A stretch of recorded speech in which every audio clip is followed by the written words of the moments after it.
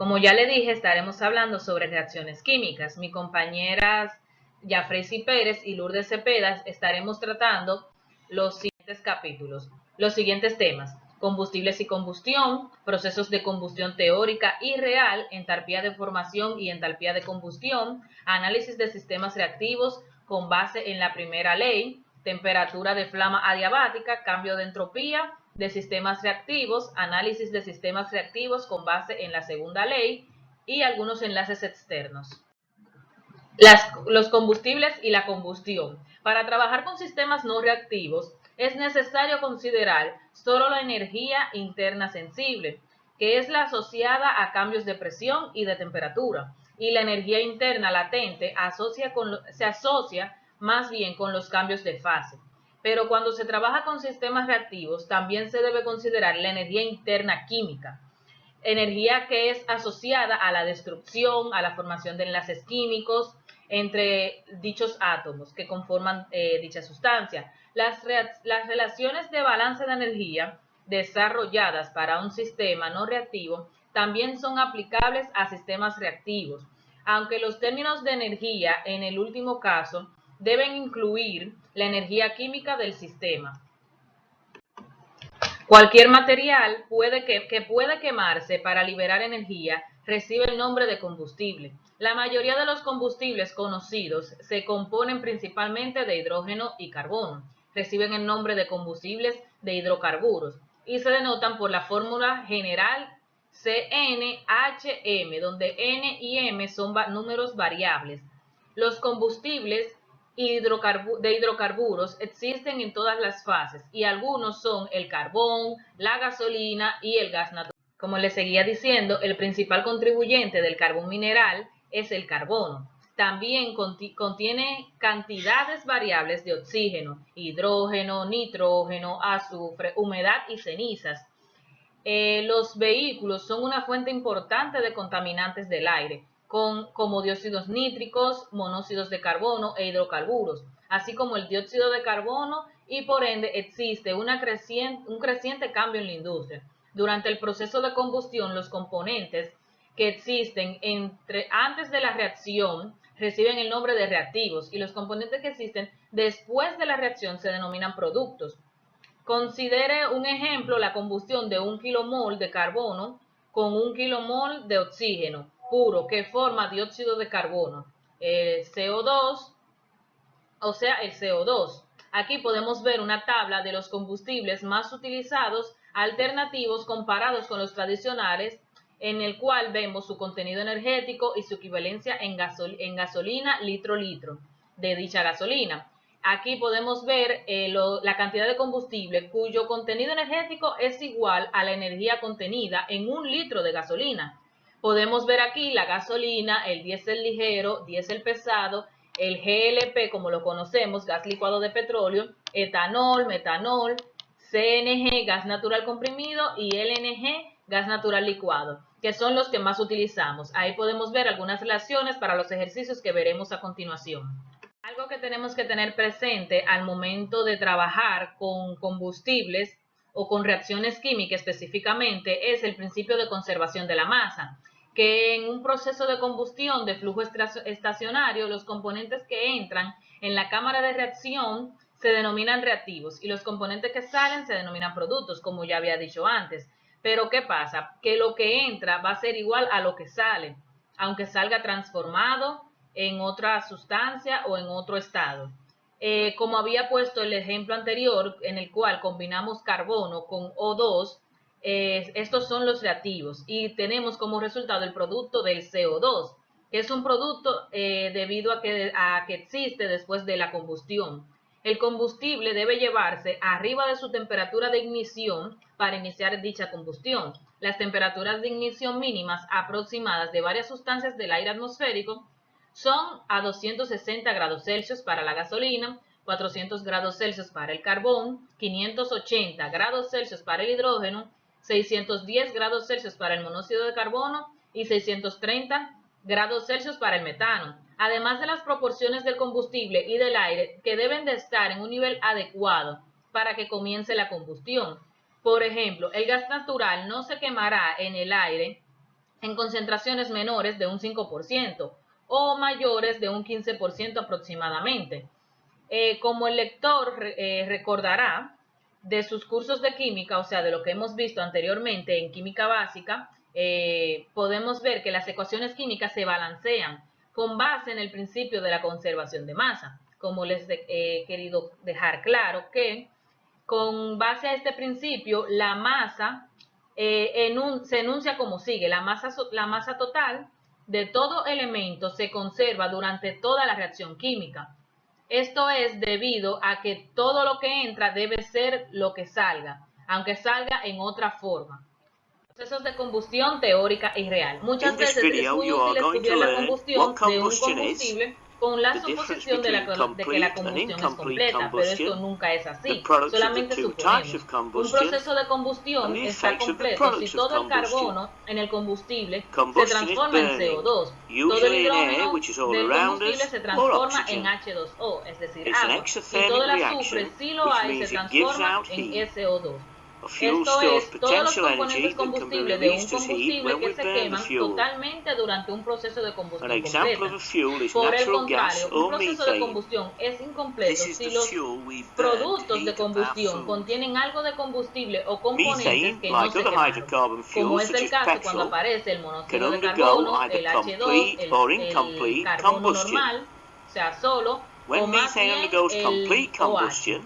La cantidad mínima de aire necesaria para la combustión completa de un combustible recibe el nombre de aire estequiométrico o teórico, de manera que cuando un combustible se quema por completo con aire teórico, no estará presente el oxígeno sin combinar el producto de los gases. El aire teórico también se conoce como cantidad de aire químicamente correcta o aire 100% teórico. Esto lo pudimos ver en balance en clases anteriores con el carbon monoxide and water, or carbon and water, is shown by the equations 2CH4 gas plus 3O2 gas gives 2CO gas plus 4H2O gas.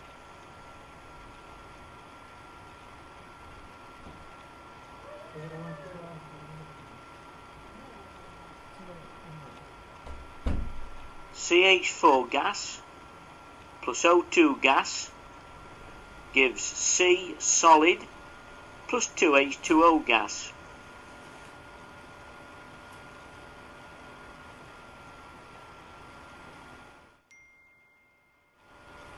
Now the effects of the products of combustion. Water vapour, as we all know, is harmless. Carbon dioxide is a greenhouse gas and contributes to global warming. Carbon monoxide, however, is toxic. It's colourless, odourless, tasteless, and so is called the silent killer. Carbon monoxide is often produced by faulty gas appliances. That's why it's important to have your gas fires and boilers regularly serviced. Unburnt carbon is a particulate and is a pollutant in the air. So, to recap, combustion is burning, usually in air or oxygen.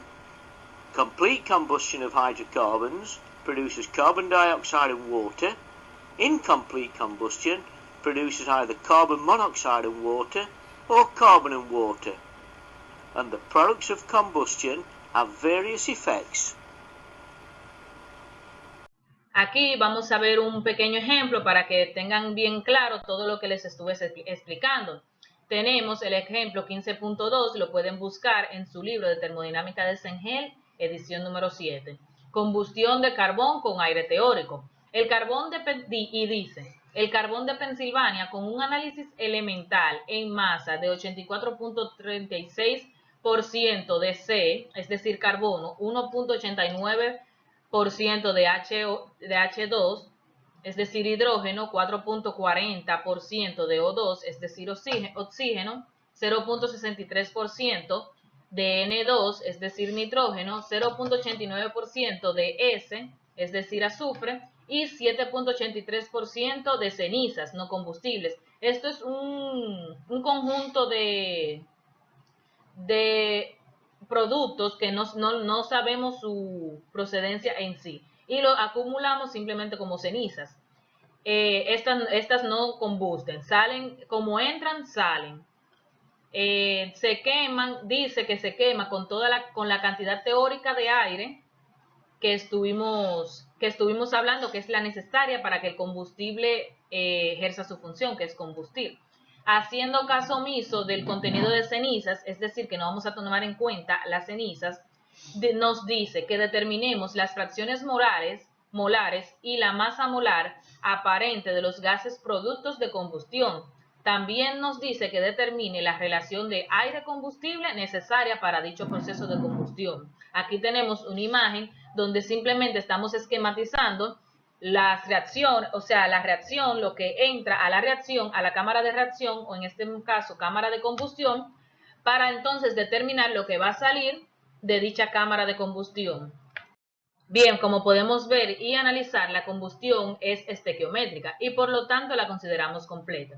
Los productos de combustión que vamos a obtener de dicha combustión van a ser el CO2, dióxido de carbono, agua, dióxido de azufre y nitrógeno. Solamente las cenizas las vamos a ignorar. Los gases de combustión son ideales. Haciendo un análisis tendríamos que el carbono tiene 12 kilogramos sobre kilogramo mol, el agua tiene 2 kilogramos sobre kilogramo mol, el oxígeno tiene 32 kilogramos sobre kilogramo mol y el azufre tiene 29 kilogramos sobre kilogramo mol. Estos datos se pueden verificar en sus tablas periódicas, respectivamente. Ahora, consideremos una base de cálculo de 100 kilogramos de carbón por complicidad, o sea, entran 100 kilogramos y queremos saber qué cantidad de combustible sale de la cámara de combustión. Observando los porcentajes másicos, que en este caso corresponden a las masas de los constituyentes, los números de moles de los constituyentes del carbón se determinan de la siguiente manera. Tenemos el número de mol del carbono, en el cual tenemos la masa del carbón, o sea, la masa del carbón que entra la obtendríamos multiplicando el porciento que nos dan del carbón que entró a la cámara de combustión por el número de mol que tenemos de la tabla periódica. Esto lo dividimos y tendríamos el total de 7.030 kilogramos mol. Seguimos haciendo los pasos así sucesivamente para cada sustancia o elemento y obtendríamos los siguientes valores. Las cenizas consisten en el material no combustible, como ya le había dicho, en el carbón. Por lo tanto, la masa del contenido de ceniza que entra a la cámara de combustión es igual al contenido másico que sale.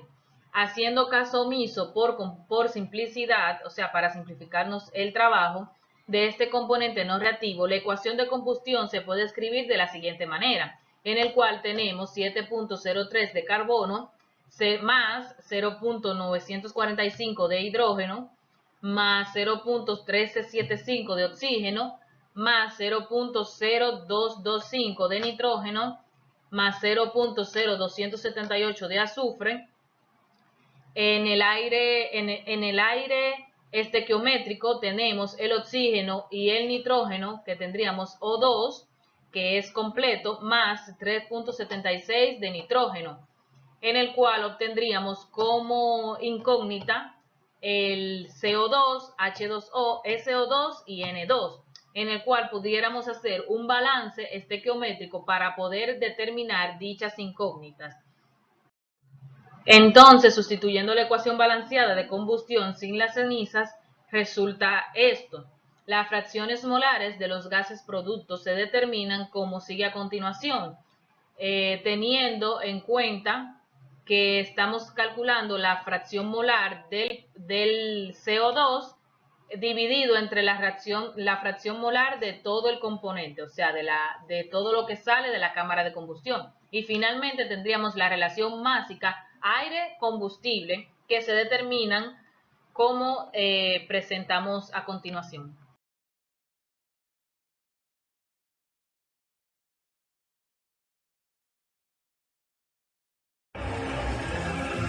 Buenas, Mi nombre es Jeffrey Pérez y en esta ocasión le voy a estar continuando con la exposición del capítulo 15 titulado Reacciones Químicas del libro de Termodinámica Química de Juno Zenger de la 7ª edición. Mi parte a exponer son entalpía de formación y entalpía de combustión, formación del dióxido de carbono, entalpías de reacción y entalpías de combustión, entalpías de formación, entre otros temas a tratar. Entalpía de formación y entalpía de combustión.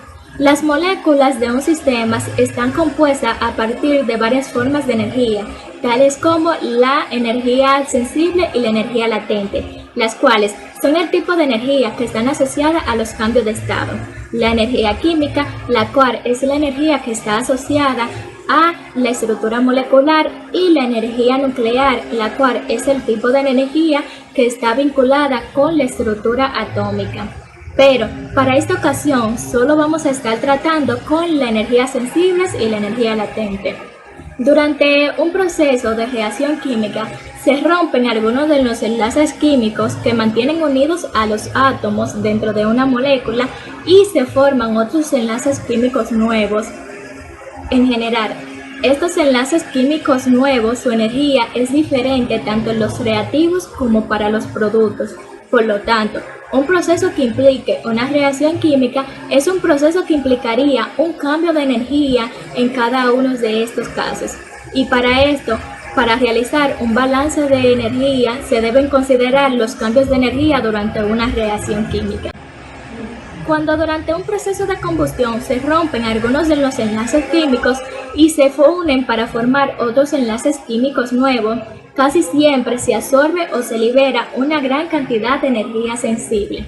Si se supone que los átomos de cada reactivo se mantienen intactos, es decir, no ocurre ninguna reacción nuclear y se ignora cualquier cambio que haya entre la energía cinética y la energía potencial, entonces la variación de la energía de un sistema va a depender del cambio de energía de estado y un cambio de su composición química. Es decir, que la variación de la energía de un sistema va a ser igual a la variación de la energía del estado más la variación de la energía química. Por consiguiente, cuando los productos formados a partir de una reacción química salen de la cámara de reacción en los estados de entrada de los reactivos, se tiene que el estado de variación de la energía del estado es igual a 0 y por consiguiente la variación de la energía del sistema va a depender solo y únicamente de una variación de su composición química. La termodinámica se ocupa de los cambios de la energía de un sistema durante un proceso y no de los valores en los estados particulares de la energía. Por lo tanto, se requería establecer un estado de referencia y dicho estado de referencia común entre todas las sustancias se estableció entre una temperatura de 25 grados Celsius, que a su vez es 77 grados Fahrenheit y a su vez es 298 Kelvin, y una atmósfera de presión.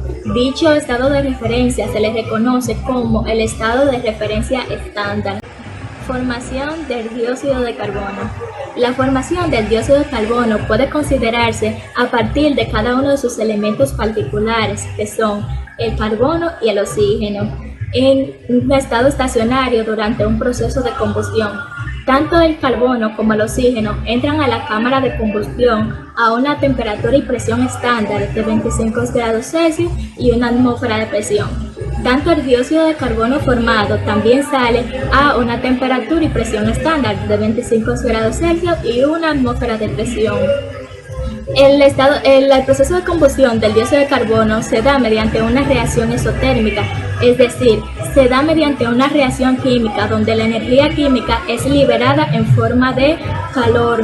Es decir, que en este proceso una cierta cantidad de calor será transferida desde la cámara de combustión a los alrededores y dicho valor será igual a 393.000 kJ por kilomol del dióxido de carbono formado. Es decir, que el calor transferido va a ser igual a la entalpía de los productos menos la entalpía de los reactivos, que va a ser igual a menos 393.520 kJ por kilomol. entalpía de reacción y entalpía de combustión. La entalpía de reacción puede definirse como la diferencia entre la entalpía de los productos en un sistema de estado específico y la entalpía de los reactivos en el mismo estado, pero para una reacción completa. Mientras que cuando se tiene un proceso de combustión, a la entalpía de reacción se le reconoce como la entalpía de combustión y puede definirse como la cantidad de calor transferida a través del cual un kilomol o un kilojoule de combustible se quema a una temperatura y presión especificada. Es decir, que la entalpía de combustión es igual a la entalpía de reacción, que a su vez es igual a la entalpía de formación, a la entalpía de los productos menos la entalpía de los reactivos. Entalpía de formación. La entalpía de formación es la entalpía H sub F que representa la cantidad de energía absorbida o liberada de una sustancia en un estado especificado debido a su composición química. También se puede definir como la transferencia de energía de liberado a absorbida cuando se forma un componente a partir de sus elementos estables en un estado estacionario en un estado específico. La entalpía de formación del dióxido de carbono es igual a menos 393.520 kilojoules por kilomol, donde el signo negativo implica que un kilojoule de dióxido de carbono a 25 grados Celsius y una atmósfera de presión es igual a 393.520 kilojoules por kilomol menos la entalpía de un kilomol de carbono y la entalpía de un kilomol de oxígeno a ese mismo estado de referencia de 25 grados Celsius y una atmósfera de presión. Por esto se debe que la transferencia de calor y la entalpía de formación del dióxido de carbono es igual a menos 393.520 kilojoules por kilomol. El poder calorífico. El poder calorífico de un combustible es el calor liberado a partir de cuando se quema un combustible por completo, y que durante esta combustión los productos se convierten a los estados de los reactivos, y se puede definir también el poder calorífico como la cantidad de entalpía de reacción en su valor absoluto, y está dado en unidades de kilojoule por kilomol por kilogramo de cada combustible. También el poder calorífico de un calor superior va a ser igual a la sumatoria del poder calorífico inferior de un combustible más el poder calorífico de un calor latente del calor de vaporización del agua en el estado de los productos.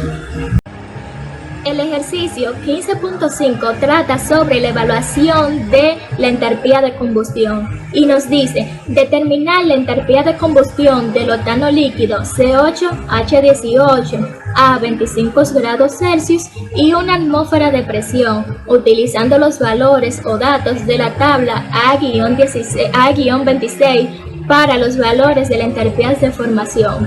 Y nos piden que supongamos que el estado del agua es líquido en los productos.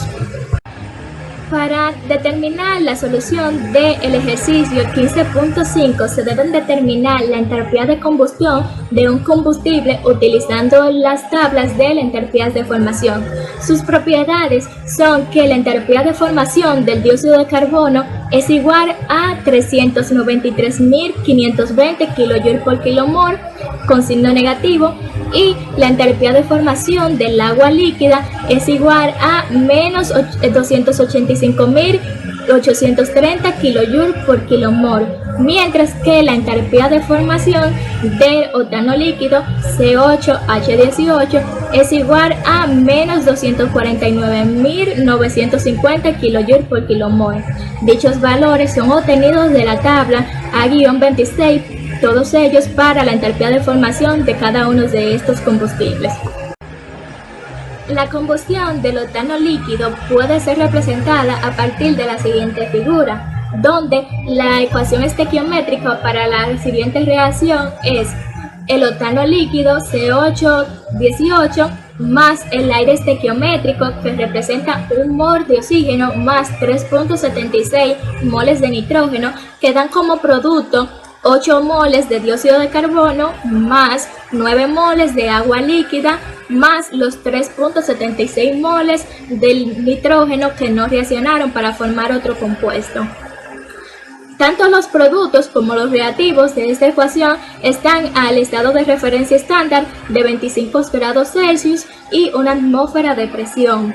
La combustión del octano líquido C8H18 se transforma en su ecuación de la entalpía de los productos menos la entalpía de los reactivos, que representaría su entalpía de combustión, que a su vez va a ser igual a el número de moles por la entalpía de formación de los productos menos la sumatoria de los números de moles por la entalpía de formación de los reactivos, que a su vez se va a transformar en una ecuación de que la entalpía de combustión va a ser igual a el número de moles de del dióxido de carbono por su entalpía de formación más el número de moles del agua por su entalpía de formación menos el número de moles del octano líquido por su entalpía de formación. Al sustituir estos valores en la ecuación, se tiene que la entalpía de combustión del octano líquido va a ser igual a los 8 moles de el dióxido de carbono por su entalpía de formación, que es menos 393.520 kJ por kilomol, más los números de moles del agua, que son 9 kilomol, por su entalpía de formación, que son menos 285.830 kJ por kilomol, menos el mol de el octano líquido por su entalpía de formación, que es menos 249.950 kJ por kilomol. El resultado de esta ecuación nos da que el calor de combustión es igual a menos 5.471.000 kJ por kilomol. Cuando hacemos la conversión de kilojoule por kilogramo de kilojoule por kilomol a kilojoule por kilogramo, nos da que la entalpía de combustión es igual a menos 47.891, y este valor puede ser comparado con el valor que se establece de la entalpía de combustión del octano líquido en la tabla A-27, que es menos 47.890 kJ por kilogramo. Hola, mi nombre es Lourdes y estaré hablando sobre temperatura de flama adiabática. Ok, en ausencia de cualquier interacción de trabajo y cambios cualesquiera en energía cinética y potencial, la energía química liberada durante un proceso de combustión se pierde como calor hacia los alrededores o se usa internamente para elevar la temperatura de los productos de combustión. Cuanto más pequeña es la pérdida de calor, mayor resulta el aumento de la temperatura. En el caso límite, donde no haya pérdida de calor hacia los alrededores, o sea, Q es igual a 0, la temperatura de los productos alcanzará un máximo conocido como temperatura de flama adiabática o combustión adiabática. La temperatura de flama adiabática de un proceso de combustión de flujo estacionario se determina a partir de la ecuación 15.11 del libro de termodinámica de Zenger, que dice que Q menos W es igual a la entalpía de los productos menos la entalpía de los reactivos. Al establecer que Q y W, o sea, flujo de calor y trabajo, son igual a 0, entonces tendríamos que la entalpía de los productos sería igual a la entalpía de los reactivos. O bien se puede escribir en base a los moles de los productos y los reactivos por la entalpía de formación más la entalpía a una temperatura determinada que se encuentre sea los productos o los reactivos, menos la entalpía de estándar, que normalmente serían 25 Celsius o 298 Kelvin, que es una entalpía, a una temperatura de referencia. Debido a que la temperatura de los productos no se conoce antes de los cálculos, el cálculo de la entalpía de los productos no es directo. Por consiguiente, la determinación de la temperatura de flama diabática requiere el uso de una técnica iterativa, es decir, por tanteo. Y se supone una temperatura para los gases de producto y la entalpía de producción se determina para esta temperatura. Si esta no es igual a la temperatura, a la entalpía de los reactivos, entonces los cálculos se repiten con otra temperatura. La temperatura de flama diabática se determina luego a partir de estos dos resultados haciendo una interpolación. Más adelante veremos un ejemplo de cómo se aplica esto. La temperatura de flama diabática de un combustible no es única. Su valor dependerá de ciertos factores como el estado de los reactivos, el grado al que se completa la reacción o la cantidad de aire utilizado. Por ejemplo, para un combustible especificado a un estado especificado que se quema con aire a un estado especificado, la temperatura de flama diabática alcanza su valor máximo cuando sucede la combustión completa con la cantidad de aire teórico. Acá presentamos un ejemplo para ilustrar lo que mencionábamos antes sobre cómo encontrar la temperatura de flama diabática.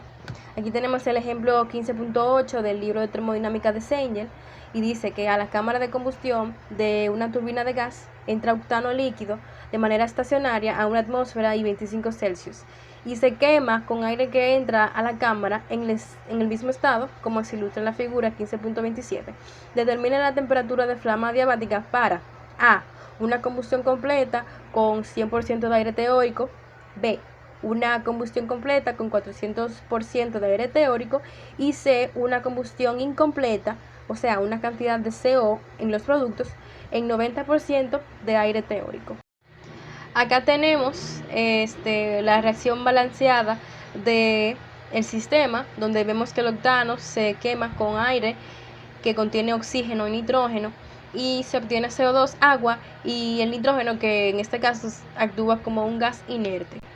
Luego acá tenemos las entalpías de la ecuación para las entalpías de los productos y los reactivos, o sea, la misma que vimos anteriormente. Acá luego tenemos una tablita donde nos muestra las entalpías de formación y las entalpías de las sustancias a la temperatura de referencia, que como nos dijo el ejercicio en el mandato eran 25 Celsius y que convirtiéndolo a Kelvin se obtiene que son 298 Kelvin. Al obtener estos valores de la tabla podemos entonces proceder a sustituir estos valores en la ecuación presentada anteriormente y este es el resultado. Podría parecer que la ecuación que tenemos acá es una ecuación con 3 incógnitas, pero en realidad solo hay una sola incógnita, que es la temperatura de los productos, dado que la entalpía está en función a la temperatura en gases ideales. Una primera suposición se obtiene al dividir el lado derecho de la ecuación por el número total de los moles, por lo cual obtenemos este resultado de acá. Este valor de la temperatura de los productos corresponderá aproximadamente a 2650 Kelvin, eso es por tablas, debido a que la mayoría de los moles son de nitrógeno, pero será algo inferior a dicho valor. Por lo tanto, una buena suposición sería elegir 2400 Kelvin. A esa temperatura entonces obtenemos este resultado de acá. Este resultado es mayor a este que obtuvimos anteriormente. Por consiguiente, la temperatura real estará ligeramente por debajo de 2400 Kelvin. Y a continuación elegimos un valor que esté ligeramente por debajo, por ejemplo 2350 Kelvin. Esto produce que este valor de acá, que es inferior a este de acá, entonces en consecuencia la temperatura real de los productos está entre 2350 y 2400 Kelvin. Por interpolación entonces se encuentra el valor de la temperatura de los productos, que será esta de acá. Ahora para el inciso B, tenemos aquí la ecuación balanceada para el proceso de combustión completa con 400% de aire teórico. Y usando el mismo procedimiento que usamos anteriormente, obtenemos esta temperatura de productos. Cabe notar que la temperatura de los productos, en este caso, disminuye significativamente como resultado de usar exceso de aire. En el inciso C, la ecuación balanceada para el proceso de combustión incompleta con 90% de exceso de aire teórico es esta que vemos acá. Y si se sigue el procedimiento que seguimos en el inciso A y en el inciso B, se verá que en este caso la temperatura de flama adiabática es esta que vemos acá. Podemos observar entonces que la temperatura de flama adiabática disminuye como consecuencia de la combustión incompleta o del uso de exceso de aire. Además, la temperatura de flama adiabática máxima se alcanza cuando la combustión completa ocurre con la cantidad de aire, como mencionamos anteriormente. Ahora hablaremos sobre el cambio de entropía de sistemas reactivos.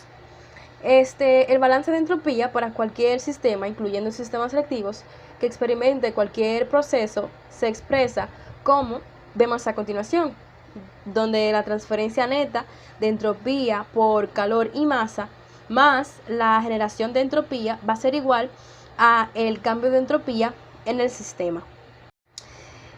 Utilizando cantidades por unidad de mol de combustible y tomando la dirección positiva de la transferencia de calor hacia el sistema, la relación de balance de entropía se puede expresar de manera más explícita para un sistema reactivo cerrado o de flujo estacionario, como podemos ver a continuación, donde T sub K es la temperatura en la frontera donde Q sub K cruza.